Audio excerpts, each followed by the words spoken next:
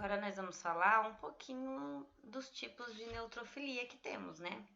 Então a gente tem a neutrofilia da inflamação aguda, que ocorre neutrofilia porque a liberação de neutrófilos pela medula, ela excede a migração de neutrófilos para o tecido inflamado. E um desvio à esquerda é criado pela liberação dos neutrófilos bastonete na circulação sanguínea. Coloquei dois exemplos de dois leucogramas aí com neutrofilia da inflamação aguda, né? Pode acontecer, como eu falei, mas é só inflamação? Pode ter uma infecção associada, porque toda infecção gera uma inflamação, mas nem toda inflamação é uma infecção. Então, tem os exemplos aí com leucocitose, com desvio esquerdo, com uma neutrofilia. Os dois exemplos mostram o hemograma dessa maneira. Temos a neutrofilia da inflamação crônica, que ocorre neutrofilia porque a liberação dos neutrófilos pela medula excede a migração de neutrófilos para o tecido inflamado, só que não tem desvio à esquerda, é crônico.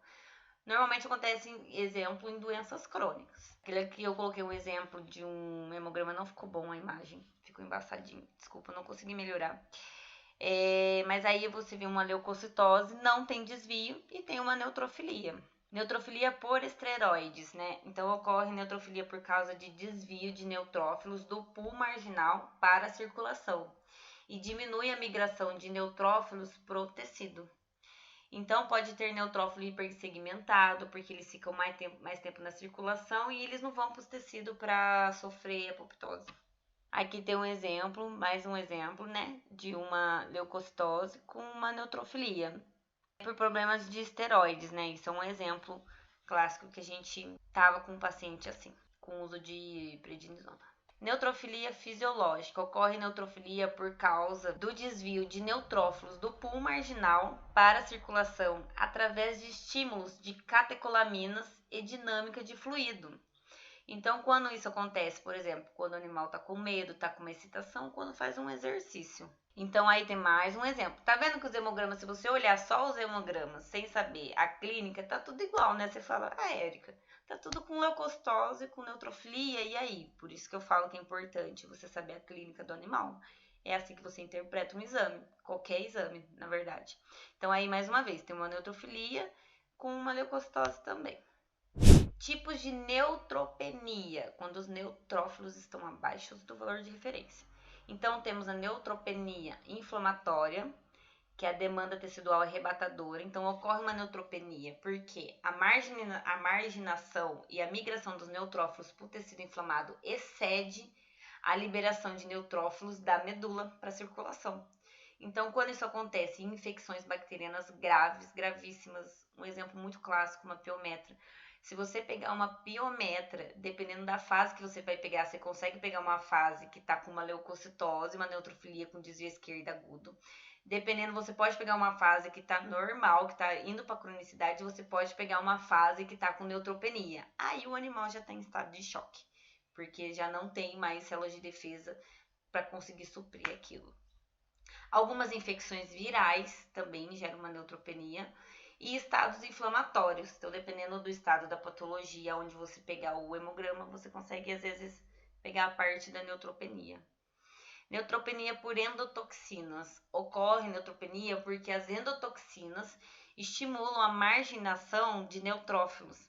Então, com resposta inflamatória concomitante, uma variedade de alterações na cinética dos neutrófilos é possível. E as endotoxinas também podem afetar as células da medula, causando um aumento da liberação de neutrófilos. Então, onde acontece isso? Por exemplo, em infecções bacterianas gram-negativas, ou às vezes uma obstrução intestinal, pode acontecer essa neutropenia. Neutropenia por destruição periférica. Ocorre neutropenia porque os neutrófilos são destruídos por macrófagos, provavelmente por causa de anticorpos antineutrófilos. Se persistente, causa hiperplasia granulocítica. Pode desenvolver uma hiperplasia granulocítica, na verdade. Por exemplo, em neutropenia imunomediada, em síndromes hemofagocíticas, pode acontecer isso. Neutropenia por hipoplasia granulocítica. Ocorre neutropenia porque a produção dos neutrófilos está diminuída mesmo. Então, exemplo, em infecções, né, processos infecciosos, neoplásicos, tóxicos, doenças tóxicas, necrose medular, mielofibrose, tudo isso pode acontecer uma neutropenia por hipoplasia, diminuição de produção. Neutropenia por produção ineficiente. Então, ocorre neutropenia porque uma doença impede a maturação ordenada de precursores de neutrófilo na medula. Então, o problema está lá na produção. E, portanto, a produção de neutrófilo fica diminuída. Isso pode ocorrer em diferentes estágios da maturação dos neutrófilos. Em alguns casos, ela pode ser causada por destruição celular imunomediada. Então, por exemplo, neutrófilos defeituosos ou danificados. O nosso organismo ele vai combater qualquer coisa que esteja diferente do seu organismo atual. E quando começa a aparecer neutrófilos defeituosos, a imunidade vai ser um pouco exacerbada e isso pode causar até uma doença autoimune.